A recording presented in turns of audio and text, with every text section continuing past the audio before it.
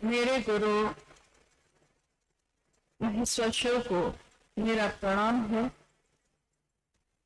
इस कालखंड के प्रथम शिव के शिष्य और हम सबों के परम आदरणीय हमारे वरिष्ठ गुरु भ्राता साहब श्री हरिनानंद जी के चरणों में मेरा प्रणाम है। हम सबकी दीदी शक्ति स्वरूपा मां नीरा महाराज जी के चरणों में मेरा प्रणाम है। और रानी पत्रा यानी पूर्णिया जिला है ये, लेकिन रानी पत्रा के इस जगह पे उपस्थित आप सभी गुरु भाई गुरु बहन जो पूर्णिया, कटिहार, अररिया या विभिन्न जगहों से आए हैं, आप सभी के चरणों में मेरा प्रणाम।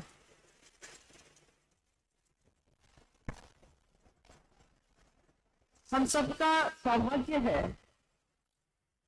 कि इस धरती पे आने का मौका मिला जहां हमारे साहब अनगिनत बार आए और यहां आकर उन्हें अच्छा लगा।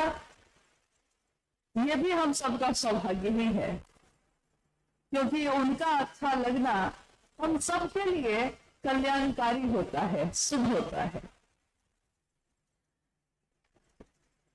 रानी पत्रा में जैसा अभी गुरु भाई लोग बता रहे थे, पहली बार शिव गुरु महोत्सव में जब साहब आए थे 1996 में,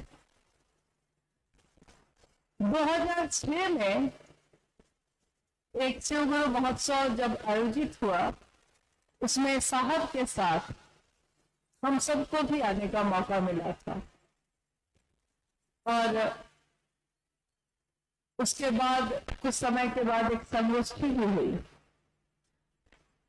जो यही रानी पत्रा के इसी प्राकृतिक चिकित्सालय के परिसर में आयोजित की गई थी। हमारे साहब मंच पे विराजमान हैं और वो कह रहे हैं गुरु भाई गुरु बहनों से कि पास आइए कि हम नहीं आएंगे बार बार। सारे गुरु भाई गुरु बहन थोड़ा चकित हो गए। उनको लगा कि ऐसी बात साहब क्यों कह रहे हैं। बाद में भी हम लोगों ने उनसे कहा कि आप ऐसी बात क्यों कहते हैं। शरीर से आया है कोई, एक दिन शरीर तो जाएगा, लेकिन आप चाहे शरीर में रहिए या न रहिए, आप हमारे पास जरूर रहिएगा और हम आपके पास रहें ये दया जरूर करिएगा, क्योंकि आपके बिना शिव के शिष्यों का जीवन वैसे ही है कि जैसे फूल है लेकिन सुगंध नहीं है, शरीर है उसमें प्राण नहीं है, शिव की शिष्यता है और उसमें साहब हरिनानंद जी नहीं है, तब तो शिव की शिष्यता कैसी हो। क्योंकि शिव गुरु हैं, ये पहचान साहब हरिनानंद जी ने ही करवाई हमको आपको। इससे पहले तो हम लोगों को पता नहीं। आइए हम लोग इस विषय पे बात करते हैं।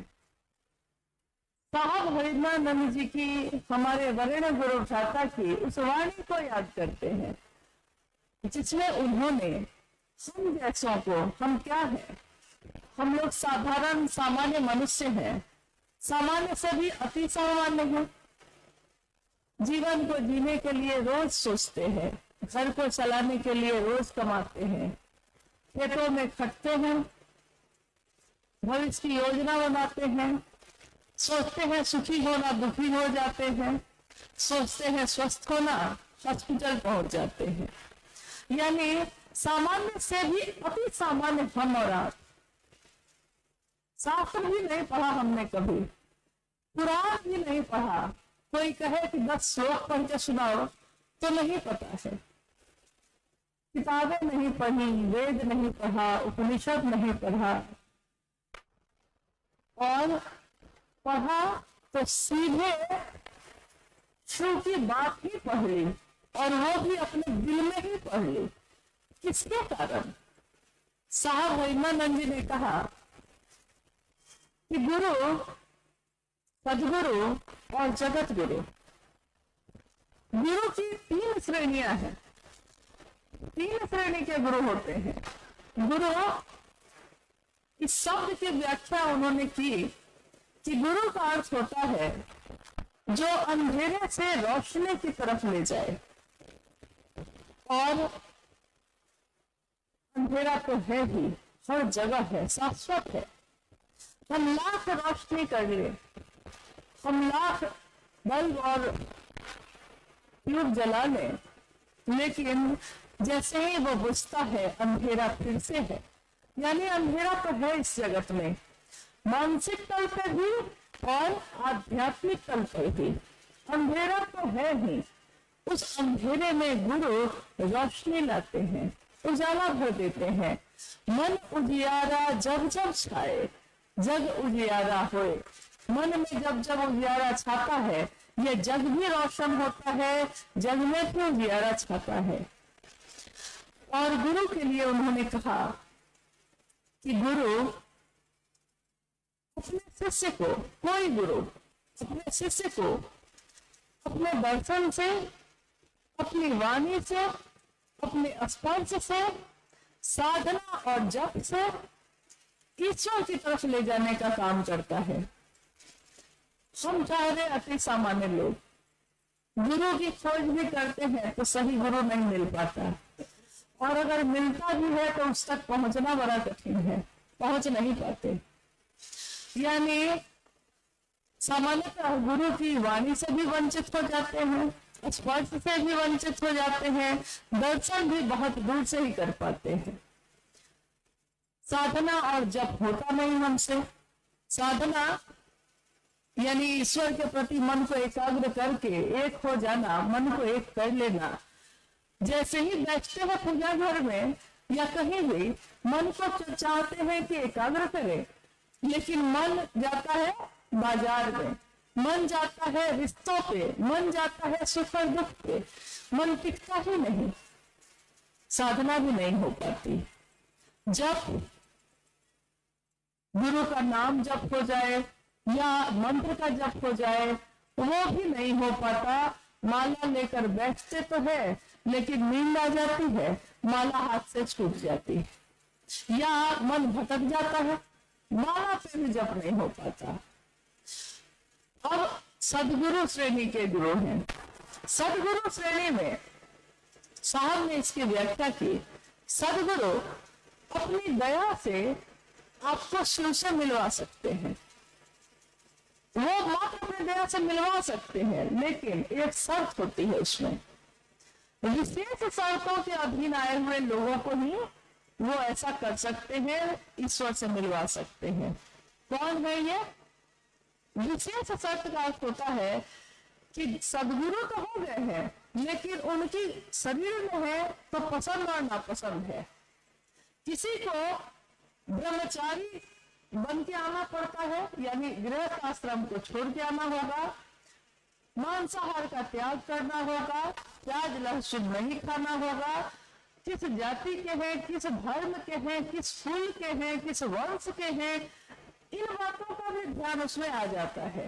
यानी पूरी तरह मुक्त तो सदगुरु भी नहीं हो पाते, लेकिन वो अपनी दया से अगर उनके इन शर्तों के घेरे में लोग आते हैं तो उनको वो ईश्वर से मिलवा सकते हैं।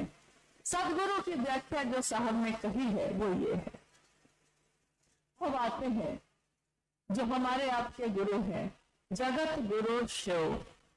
जगत गुरु शिव यानी कि वो महादेव जो ईश्वर के रूप में पूजित है, आज से नहीं, जब से ये सृष्टि है तब से। काल बदलता है, सदियां बदलती हैं, शिव का रूप कभी नहीं बदला। काल बदला, सदियां गुजरी, वक्त बदला, सृष्टि का पल प्रतिपल बदल रहा है, लेकिन शिव की सुंदरता उतनी है, शिव उतने ही सत्य हैं। जब उस समय थे वही आज भी है। जगत गुरु के रूप में शिव का शिष्य कैसे बना जा सकता है? क्योंकि अभी अभी मैंने आपको बताया कि गुरु के लिए भी कुछ पात्रता चाहिए, सदगुरु के पास जाने के लिए भी कुछ पात्रता चाहिए। तो जब सामान्य और मनुष्य में यानी शरीरधारी रूप में रहते हुए गुरु पात्रता खोजते हैं, योग्यता खोजते हैं। तो हम तो बात कर रहे हैं अब जगत गुरु की, गुरुओं के गुरु की, सदगुरुओं के गुरु की, यानी महागुरु महादेव खुद, विश्व गुरु महादेव स्वयं। तो एक साधारण इंसान सोचता है कि महादेव मेरे गुरु होंगे तो महादेव क्या क्या पात्रता खोजेंगे और हमको आपको आता क्या है, तो हम उनके शिष्य बनेंगे कैसे। साहब ने कहा कि जब जगत गुरु शिव खुद गुरु होते हैं और कोई मानव अपने मन में, कोई जीव अपने मन में सिर्फ ये विचार रखता है कि शिव मेरे गुरु होंगे, उस शिव को, उस मानव के अभ्युदय का भार लेना ही पड़ता है, उनको गुरु बनना ही पड़ेगा। वो विवश है गुरु बनने को, क्योंकि वो कुर्सी पे बैठे हैं जगत गुरु के। तो जैसे ही हम सब उद्घोष करते हैं जगत गुरु शिव, वैसे ही सारी संकीर्णताएं, सारी विशेष परिस्थिति, सारी नियम और कानून सारे के सारे ध्वस्त हो जाते हैं, क्योंकि अब सीधे जगत गुरु शिव से जुड़ने की बात आ गई। स्वाभाविक है कि जब गुरु और शिव कैसे गुरु होंगे, मात्र हमारे आपके मन में इस विचार से कि शिव मेरे हैं, शिव मेरे हो जाते हैं। कितना सहज है, कितना सरल है, लेकिन हम लोग आज तक सोचते रहे कि बहुत कठिन है, बहुत दूर का रास्ता है।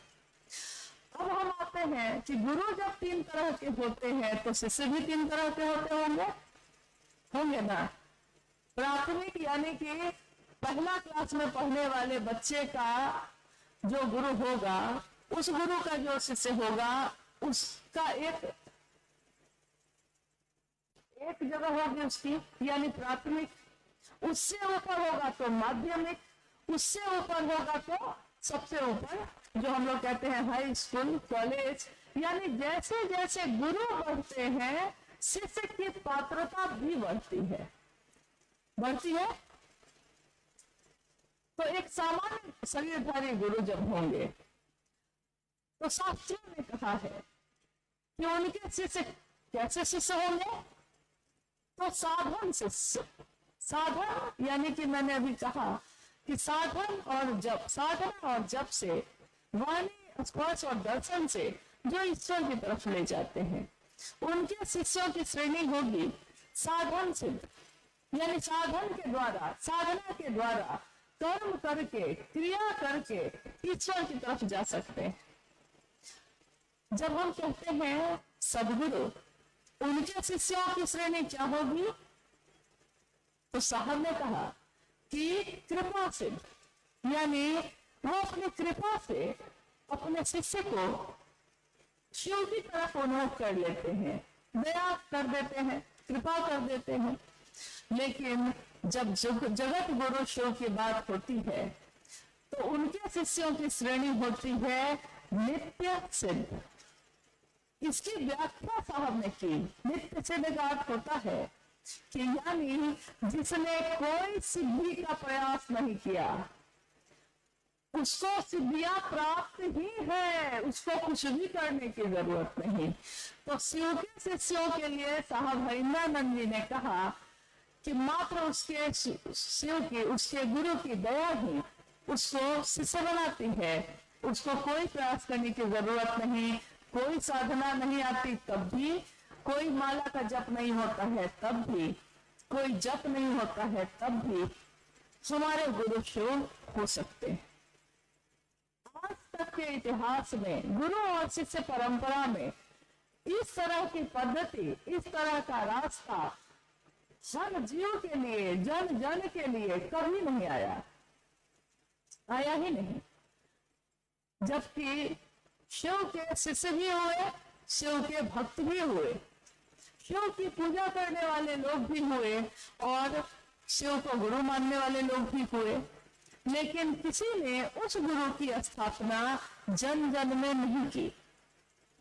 और एक दिन इस कालखंड में एक बालक का जन्म हुआ जिस बालक का नाम दुनिया ने रखा हरिंद्रानंद, और दुबले पतले सामान्य दिखने वाले व्यक्ति जिनका नाम हरिंद्रानंद है, जैसे जैसे बालक से बड़े होते गए, क्षमता विकसित होती गई, योग्यता बनती ही चली गई। इसके लिए उन्होंने कोई प्रयास नहीं किया, इसके लिए कुछ भी नहीं किया।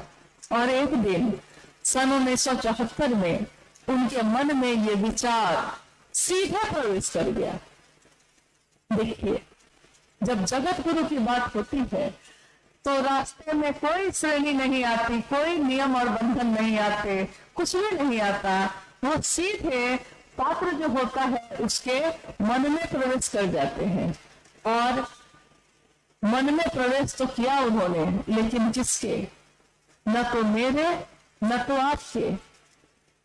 जो उस योग्य होगा, ट्रांसफार्मर की बिजली भी तो उसी में न दौड़ेगी, जो उसको धारित कर सकता हो, जो उसको संभाल सकता हो, जो उसको बर्दाश्त कर सकता हो।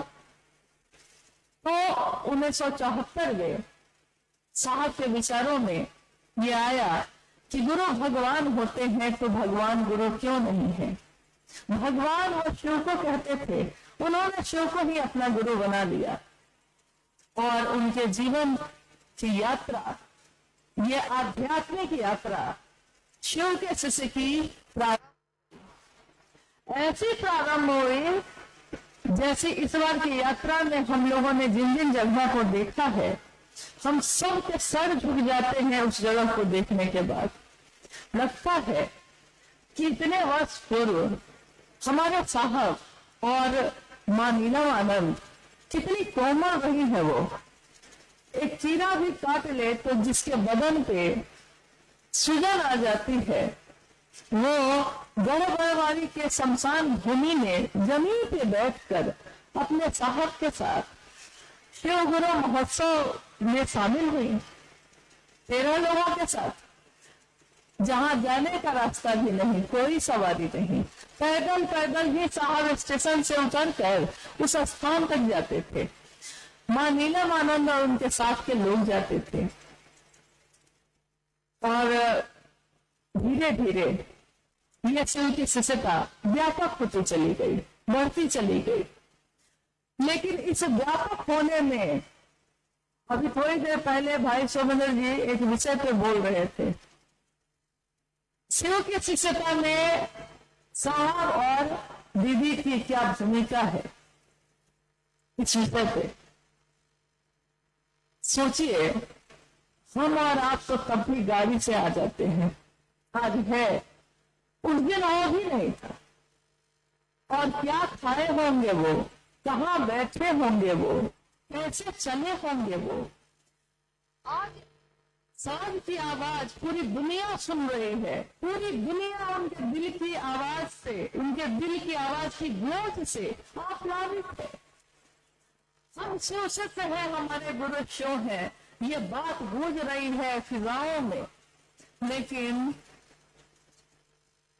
साज से जो आवाज निकली उसको सबने सुना, साज पे जो बीती है उसको किसने सुना? साज से मधुर आवाज निकल सके, इसके लिए उस साज ने अपने ऊपर पीड़ा सही है, दुख सहा है, दुनिया की चोटें खाई है, और दुनिया को उन्होंने अमृत दिया। शिव की शिष्यता का अमृत बांटा, जो जीवन दे रहा है आज असंख्य लोगों को। धीरे धीरे बिहार के विभिन्न जिलों से शिव शिष्यता व्यापक होते हुई इस पूर्णिया और कटिहार जिले में भी आई। उस समय यहाँ जो गुरु भाई हैं आशीष जी, उनके पिताजी डॉक्टर साहब के बहुत प्रिय रहे और बहुत अनुशासन प्रिय व्यक्ति वो खुद भी रहे। उन्होंने एक अहम भूमिका निभाई। हर व्यक्ति जो उस समय खड़ा था जब साहब के पास कोई नहीं था, आज हम लोग इतने लोग हैं कि कहीं भी बैठते हैं तो भीड़ हो जाती है, लेकिन उस दिन हमारे साहब और दीदी माँ के साथ कोई नहीं था। बस चंद लोगों के साथ उन्होंने ये यात्रा शुरू की। वो कहते हैं साहब कि अकेला ही चला था, लेकिन लोग मिलते गए, कारवां बनता गया। अकेले ही चले थे वो, कुछ लोग मिलते गए, उन सभी के प्रयास से कारवां बनता गया। लेकिन साहब ने हमेशा कहा कि जो व्यक्ति कृतज्ञ होता है वो आध्यात्मिक नहीं हो सकता। किसी ने उस समय आपको पानी पिलाया है, जब आपके पास पानी है तब उस पानी की कोई अहमियत नहीं होती, लेकिन किसी ने उस समय पानी पिलाया है जब मरुस्थल में भटक गए हैं हम, चारों तरफ रेत ही रेत है, बालू ही बालू है और कहीं पानी की एक बूंद भी नहीं है। उस समय अगर कोई एक घूंट पानी भी पिलाता है तो आप अपने जीवन में तो उसको नहीं भूलिएगा। शिव की शिष्यता की ये आध्यात्मिक यात्रा साहब की इस जगत में शुरू हुई। कुछ लोगों ने उनका साथ दिया। आज वो सारे लोग, कुछ साल बीत गए ना, वो सारे लोग वृद्ध हो गए हैं, बूढ़े हो गए हैं, शरीर अब अवस्थ हो गया है, चल नहीं पाता होगा, लेकिन मन से वो आज भी उतने ही सजग शिष्य से हैं। और साहब ने एक बार रांची में एक कार्यक्रम का आयोजन किया कि आओ करें बुजुर्गों का सम्मान। उस आयोजन में उन्होंने 2 पंक्ति लिख के वहां पोस्टर में लगवाया था और उसी में उन्होंने कहा था कि पांव सूखे हुए पत्तों पर अदब से रखना।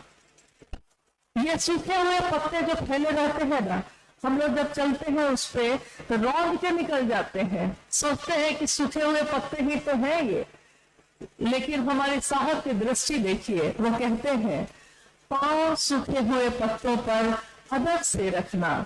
धूप में मांगी थी तुमने पनाह इनसे कभी, धूप की चारों तरफ तो इसी पत्तों के नीचे आकर तुमने छाया मांगी थी, पनाह मांगा था। आज उसका जीवन खत्म हो रहा है, सूख कर गिर गया है, तो उसको अपने पैरों से मत रौंदना, अदब से रखना अपने पांव को, अगर रखते भी हो तो, क्योंकि इन लोगों ने उस समय महादेव का काम किया जब कोई साहब का साथ देने के लिए नहीं था। अगर नींव की पत्थर मजबूत नहीं होती, अगर कोई इमारत बनती है और नींव उसकी कमजोर होती है तो घर भी कमजोर ही बनता है। वो सदानंदपुर आपके पूर्णिया से ज्यादा दूर नहीं है, बेगूसराय की धरती है वो। सदानंदपुर में मंच पे अष्टमी का दिन था, मंच पे साहब खुद विराजमान है, मां नीलमानंद उनके साथ बैठी हैं। अष्टमी का दिन है, नव दुर्गा की पूजा चल रही है। साहब ने यही कह के उस संगोष्ठी को रखा था कि उन्होंने कहा था, क्या लोग अब भी ये समझते हैं कि शिव और भगवती अलग अलग हैं? जो ये समझते होंगे वो नहीं आएंगे, लेकिन जिसने ये रहस्य जान लिया होगा कि सारी शक्तियों के प्रकटीकरण जहां से होता है वो शिव है। अगर शिव मिल गया तो सारी शक्तियां मिलती हैं, शिव मिल गया, राजा मिल गया तो उसके राज्य का सब कुछ हम लोग का होता है। तो साहब ने ये संगोष्ठी उस दिन रखी थी। उस संगोष्ठी में साहब ने कहा कि मैंने तो सोचा था कि शायद पूजा करते हुए आप अपने घर से आएंगे नहीं, लेकिन तब भी आप अपने शिव के लिए आए। और उस मंच से उन्होंने वहां उपस्थित सभी गुरु भाई गुरु बहनों को एक आशीर्वाद दिया, ये कह के दिया कि मैं शिव का शिष्य हरिंद्रानंद अनाधिकार ये आशीर्वाद देता हूं कि आज यहाँ जो भी उपस्थित हैं उन सब के मन में अपने जीवन के कष्ट या कोई कामनाएं उनके मन में जो होंगी, इस क्षण में जो भी कामना, कुछ भी कोई भी कामना वो करेंगे वो पूरी होगी, पूर्ण होगी। और बाद के समय में जब उस दिन उपस्थित लोगों से बाद में लोग मिले तो सबने एक दूसरे से पूछा कि भाई उस दिन तुमने क्या मांगा था, और उसने अपनी बात कही, अपनी अनुभूति कही। सबने कहा कि मैंने जो मांगा मुझको मिला, और ऐसे मिला कि मुझको भी विश्वास नहीं है कि मिला कैसे ये। तो मुझको एक घटना याद आती है। देखिए, शिव के शिष्य हरिनानंद जी से अपने मन का जुड़ाव करना कितना जरूरी है, और उनकी चाहत में मिलकर शिव की तरफ चलने से क्या होता है उसके बारे में एक छोटी सी घटना, एक कहानी ही है ये, लेकिन कहानी भी बहुत कुछ तो समझा जाती है, बात भी बहुत कुछ समझाती है, भजन भी बहुत कुछ समझा जाता है। तो एक कहानी है, ये घटना है कि एक गांव में, जैसे ये भी ग्रामीण इलाका है, एक गांव में एक साधु बाबा आए। पहले तो और ज्यादा आना जाना लगा रहता था, अब तो गांव के लोग भी लौकिक ज्यादा हो गए हैं, साधु संतों की सेवा थोड़ी कम हो गई है। बुरा नहीं है, करना चाहिए, कोई भी अगर ईश्वर की बात करता है तो उसके लिए करना चाहिए। खैर, ये घटना है कि एक साधु बाबा आए गांव के बाहर और एक स्थान पर रुक गए। उन्होंने कहा कि कुछ महीने यहाँ रहूंगा, कुछ भगवान की बात करता रहूंगा, गांव के लोग भी सुनेंगे, फिर तो मैं आगे चला जाऊंगा। गांव के लोग आते थे, साधु बाबा अपना प्रवचन सत्संग जो उनको करना था करते थे।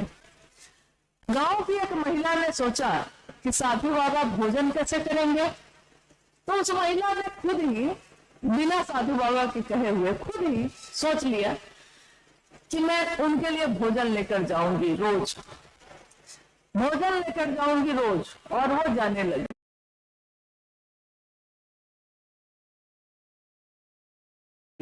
सुबह का रात का भोजन लेके जाती, पहुंचाती, साधु बाबा खा लेते, लौट आती।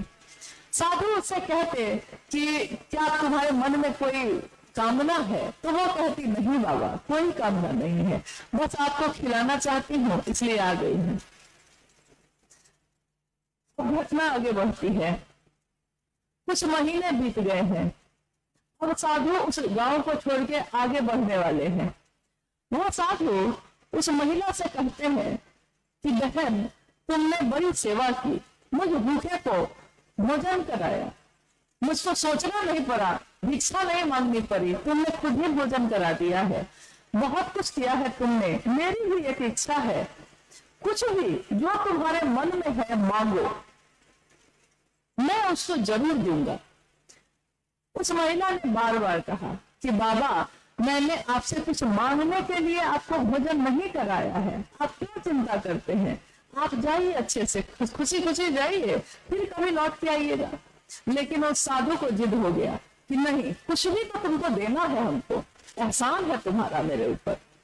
तब महिला ने कहा कि ठीक है बाबा, अगर कुछ देना ही चाहते हैं तो एक संतान दे दीजिए, क्योंकि पति पत्नी हैं, हम दो हैं घर में, कितने वर्ष बीत गए हैं विवाह को, लेकिन संतान नहीं हुई, और मन को भी समझा लिया है कि जब नहीं ही होगी तो नहीं होगी, लेकिन आज आपने बार बार कहा है तो मन में फिर से वो चाह पैदा हो गई है। साधु ने कहा कि कल आना बहन।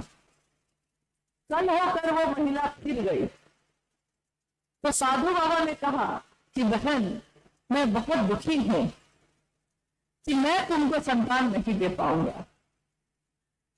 उस महिला ने पूछा कोई बात नहीं बाबा, आप क्यों दुखी होते हैं, मैं तो मांगना भी नहीं चाहती थी, आप ही बार बार कह रहे थे। साधु ने कहा कि नहीं नहीं, ऐसी बात नहीं है, कल रात में तुम्हारे जाने के बाद मैंने अपने इष्ट से, अपने भगवान से पूछा कि एक बहुत भली महिला है लेकिन उसको संतान नहीं है, क्या मैं दे सकता हूँ। भगवान ने कह दिया है कि उसके भाग्य में नहीं है। भगवान ने कहा कि उसके भाग्य में नहीं है, तो अब मैं क्या कहूं, भगवान से बाहर तो मैं नहीं हूं ना। उस महिला ने प्रणाम किया साधु को और कहा कि आप सुखी मन से जाइए, मुझको कोई दुख नहीं है, कोई बात नहीं बाबा। लेकिन उस दिन जो वो भोजन लेकर गई थी और लोटा में पानी लेकर गई थी, साधु ने न तो भोजन किया न तो पानी पिया।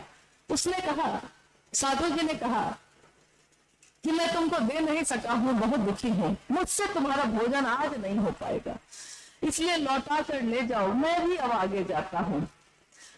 घटना आगे बढ़ती है, साधु चले गए, महिला लौट रही है। इस घटना को साहब ने ही सुनाया था हम लोगों को। महिला लौट रही है, हाथ में उसके रोटी और सब्जी है जो वो साधु के लिए लेकर गई थी, और एक हाथ में लोटा में पानी है। खेत की मेड़ से चलते हुए अपने घर को, गांव को लौट रही है।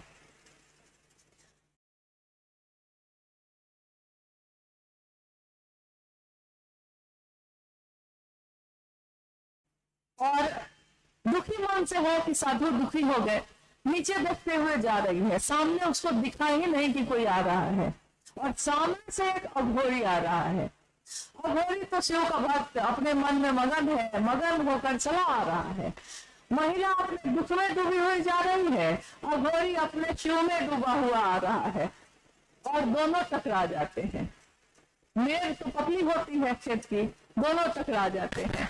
हाथ की रोटी और सब्जी फेंका जाती है, लोटा भी एक तरफ गिर जाता है, आधा पानी नीचे गिर जाता है, आधा लोटा में है।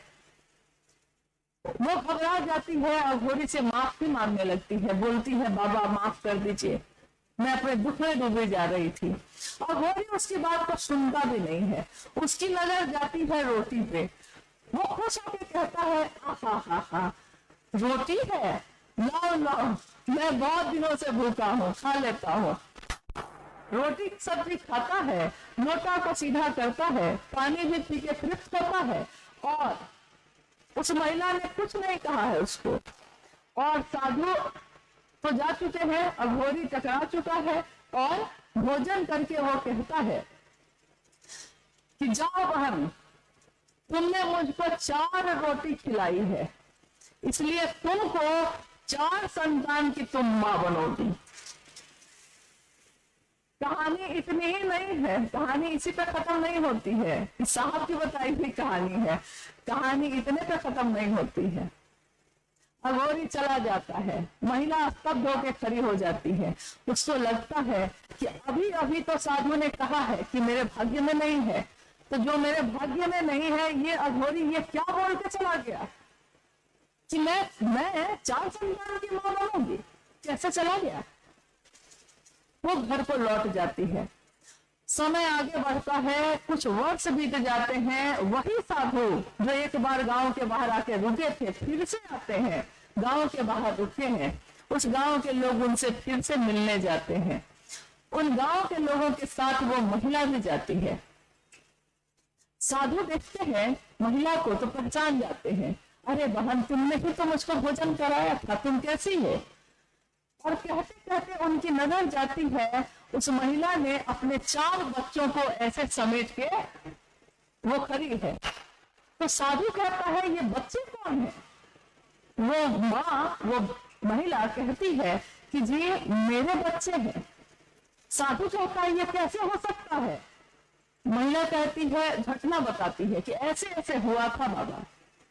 साधु दुख में डूब जाते हैं। जब सारे लोग चले जाते हैं, वो अपने इष्ट को, अपने भगवान को याद करते हैं और कहते हैं महादेव को, उनके भी इष्ट महादेव थे, तो महादेव को याद करते हैं और कहते हैं भगवान आपने ये क्या किया, आपने तो मेरी इज्जत नहीं रखी, मैंने आपसे कितना अनुरोध किया था उसके लिए, लेकिन आपने कहा कि उसके भाग्य में नहीं है, और उस अघोरी ने कह दिया तो इसको हो गया। भगवान कहते हैं कि तुमने पूछा था, तो जो उसके भाग्य में था मैंने बता दिया। अघोरी ने मुझसे पूछा ही नहीं यार, उसने कह दिया कि जाओ हो जाएगा, और उसने कह दिया मेरा आदमी है, मेरा गण है वो, अब उसने कह दिया है तो उसके बाद की इज्जत तो मुझको रखनी ही पड़ेगी ना। देखिए यही होता है संबंध। उसी से उसे साधु का भी एक संबंध था, उसी से उसे अघोरी का भी एक संबंध था, लेकिन ये संबंध कितना गहरा था। प्रेम अधिकार ले आता है, प्रेम अधिकार लाता है। शिष्यानुभूति में साहब हरिंद्रानंद जी लिखते हैं कि जगत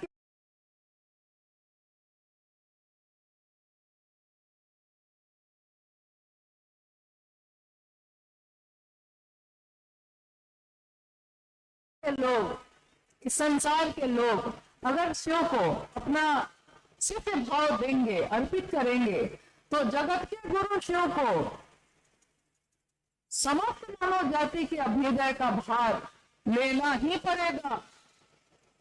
एक बार जब हम लोग इस पंक्ति को पढ़ रहे थे, रांची की घटना है, साहब से हम लोगों ने पूछा कि आपने ये पंक्ति जो लिखी है, इसमें शिष्यानुभूति 1990 के दशक में लिखी गई, तो हम लोगों ने पूछा कि आपने ये पंक्ति जो लिखी है, इसमें आपने ऐसा लिखा है जैसे कि महादेव आपके अनुरूप चलेंगे।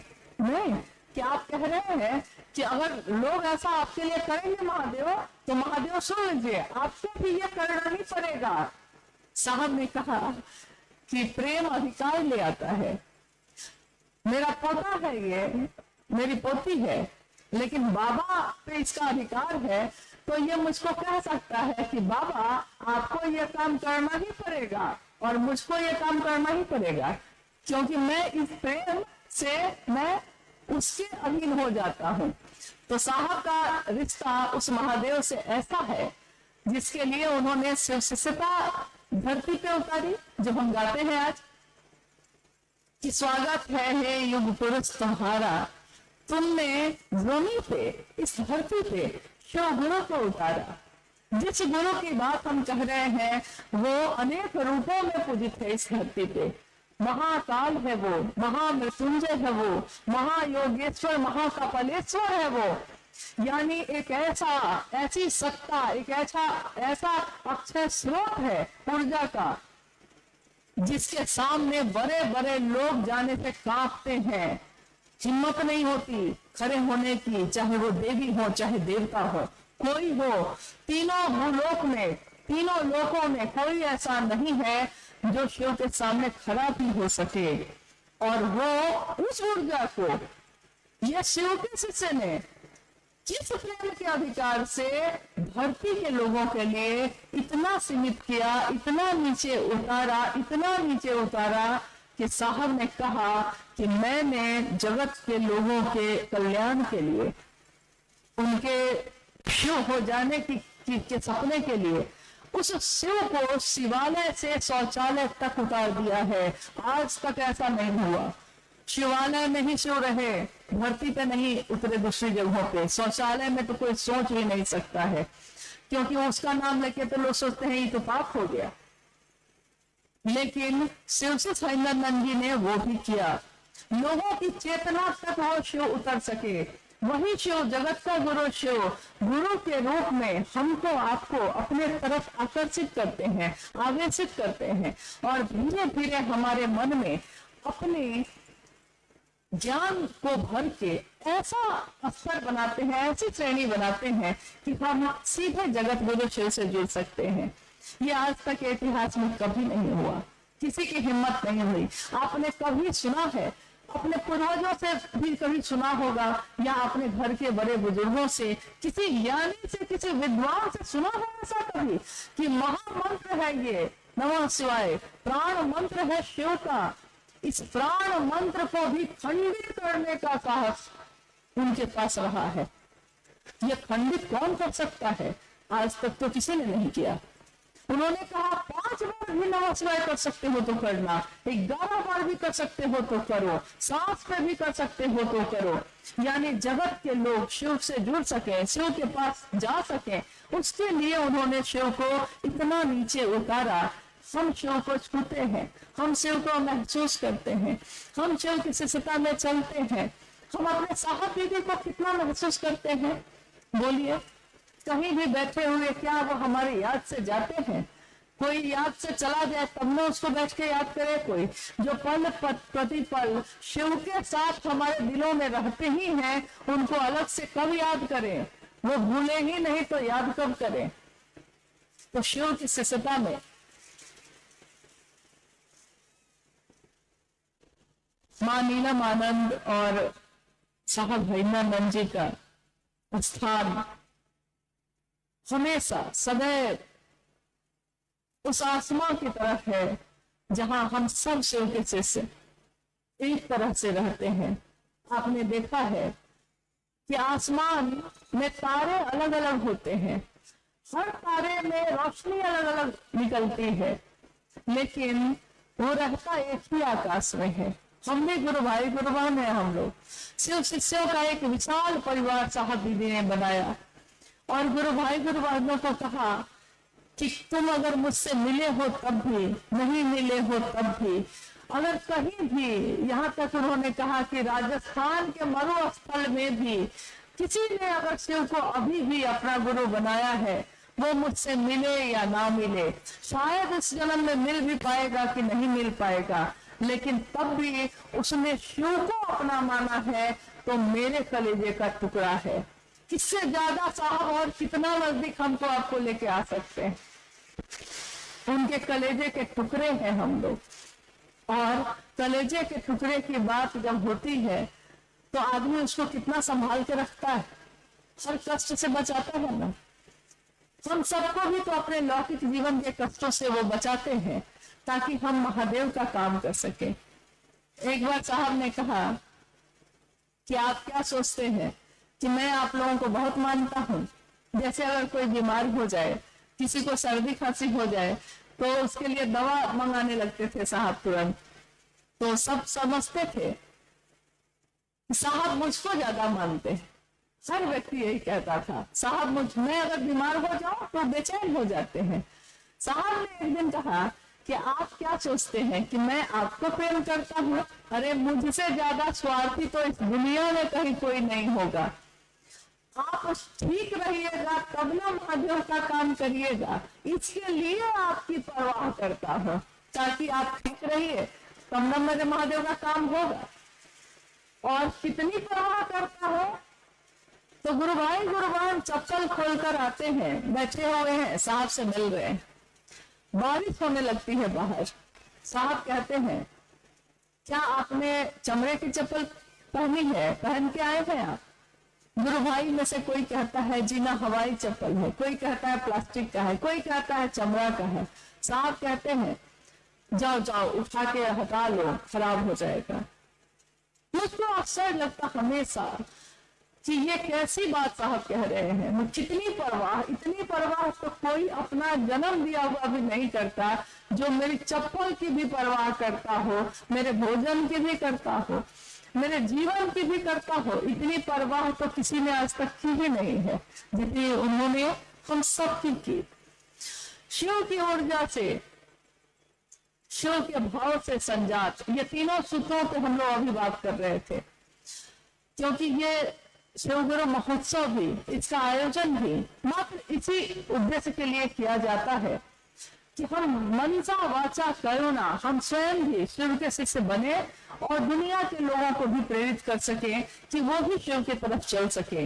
एकमात्र यही कामना होती है किसी भी शिव के शिष्य की, या वो अकेले में किसी से बात करता हो तब भी, लाखों की भीड़ में बात करता हो तब भी, उसकी कामना नहीं बदलती। उसकी कामना यही होती है कि मेरे गुरु शिव की दया बनी रहे, सब शिव शिष्टता में चलते रहे। शिव की ऊर्जा जो आज कण कण में उतरी हुई है शिव शिष्टता के रूप में, उस ऊर्जा से मिलने का विज्ञान है तीनों सूत्र। मन ही मन शिव को पुकारने का, हे शिव आप मेरे गुरु हैं, मैं आपका शिष्य हूँ, मुझ शिष्य पर दया करिए। ये मेरे मन को शिव के तरफ आवेशित करता है। बार बार इसकी आवृत्ति मेरे मन में शिव का भाव बढ़ाती चली जाती है। साहब कहते हैं कि विचार में प्रवेश होता है, ये विचार दिमाग में पैदा होता है, मन में, लेकिन ये विचार बार बार अगर घूमता रहा तो ये विचार एक दिन हृदय में प्रवेश करता है, दिल में प्रवेश करता है, और दिल में प्रवेश करता है तो हम उसको कहते हैं भाव है। ये भाव, भाव भी जब गहरे होते हैं, गहरे होते चले जाते हैं, और ये तब होता है जब हम शिव की बात करते हैं, खूब बात करते हैं, करते ही रहते हैं। जैसे अंदर से कोई बोलता हो, कहते हैं ना कि कोई कहता है कि अरे मैं कहाँ बोलता हूँ, पता नहीं मेरे अंदर से कौन बोलता है, क्योंकि मुझको भी नहीं पता है, किसी किसी जिज्ञासा का उत्तर हम लोगों को पता नहीं होता, लेकिन लगता है जैसे कोई बोल रहा है और सामने वाले संतुष्ट भी हो जाते हैं। बाद में लगता है कि ये इसकी व्याख्या, इसका उत्तर तो कहीं पढ़ा ही नहीं था हम लोगों ने। हमारे जैसे आदमी को ये उत्तर आया कैसे, हम बोल कैसे पाए, कहाँ से आती है ये बातें, कहाँ से आता है ये उत्तर? दिल से ही तो उतरता है। और दिल में अगर शिव का निवास हो जाए, दिल में अगर शिव का घर हो जाए, तब क्या होता है वो तो आप हम देख ही रहे हैं कि दिल मंदिर बन जाता है अगर शिव उसमें रहते हैं। तीसरे सूत्र में हम नमः शिवाय से प्रणाम करते हैं, महादेव को प्रणाम। शिव का प्राण मंत्र, शिव का शरणाक्षर मंत्र है ये नमः शिवाय, 5 अक्षरों का मंत्र। लेकिन साहब ने कहा कि मंत्र को पकड़ के मत रह जाना भाई, प्रणाम करना जरूरी है, उसके लिए इसका सहारा ले सकते हो। प्रणाम भी तो हमारा मन ही करता है किसी को प्रणाम करना। एक दिन मैंने उनसे पूछा कि आपने जब शिव को गुरु बनाया तब तो तीनों सूत्र नहीं थे, तो आप कहते हैं कि शिव के शिष्यों के लिए तीनों सूत्र जरूरी है ताकि उसका मन शिव की तरफ आवेशित हो। लेकिन आपने जब शिव को गुरु बनाया तो तीनों सूत्र नहीं थे, आपका मन आवेशित हुआ, इतना हुआ जितना तो आज तक किसी का नहीं हुआ बिना तीनों सूत्र के। ये हुआ कैसे? साहब ने कहा कि तीनों सूत्र करके भी वही बनोगे, और अगर शिव का भाव दिल में जगे तो जरा ध्यान हो जाता है। शिव का भाव दिल में जग जाए तो शिव का ध्यान हो जाता है, यानी शिव की दया के आश्रम में हम खड़े हो जाते हैं। किसी को तीनों सूत्र नहीं पता हो तब भी वो करेगा वही, शिव की दया में खड़ा हो जाएगा आके। और शिव का भाव भर गया है मन में तो बोले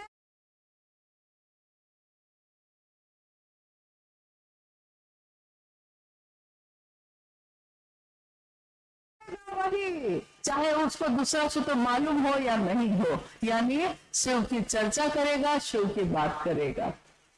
और कोई भी अपने गुरु को तो प्रणाम करेगा ही ना, तो तीनों सूत्र वो तब भी करेगा। अगर कोई कहता है तब, या अगर किसी ने नहीं बताया है तब भी, अगर शिव को उसने अपना बनाया है तो उसके लक्षण बताएंगे कि यही तीनों सूत्र ही वो कर भी रहा है, चाहे उसने जाना हो या नहीं जाना हो। समय चूंकि अभी काफी जा रहा है तो आइए हम लोग कुछ जिज्ञासाओं पे बात कर लेते हैं। अभी मैंने कहा है कि हम लोग को बहुत बार उत्तर आता भी नहीं है, और साहब ने कहा कि गुरु का मंच है ये, इस पे शिव गुरु की बात होती है। लेकिन ये मत सोचिएगा कि कोई विद्वान आया है, कोई बहुत वरिष्ठ आया है, या कोई साहब के परिवार के कारण आ गया है, ऐसा नहीं है। जिसने भी शिव की बात की है, जो भी शिव के रास्ते पे चला है, साहब हरिंद्रानंद जी ने शिव के शिष्य के रूप में उसकी पूरी मदद की है। बशर्ते दीदी नीलम आनंद जी की आवाज को याद करिए। गुरु कार्य में हम अगर बेईमानी ना करें तो साहब और दीदी की पूरी मदद मिलती है, कोई आपको रोक नहीं सकता। आपके रास्ते प्रशस्त होते चले जाते हैं, आप बढ़ते चले जाते हैं। आइए हम लोग कुछ जिज्ञासाओं पे बात कर लेते हैं।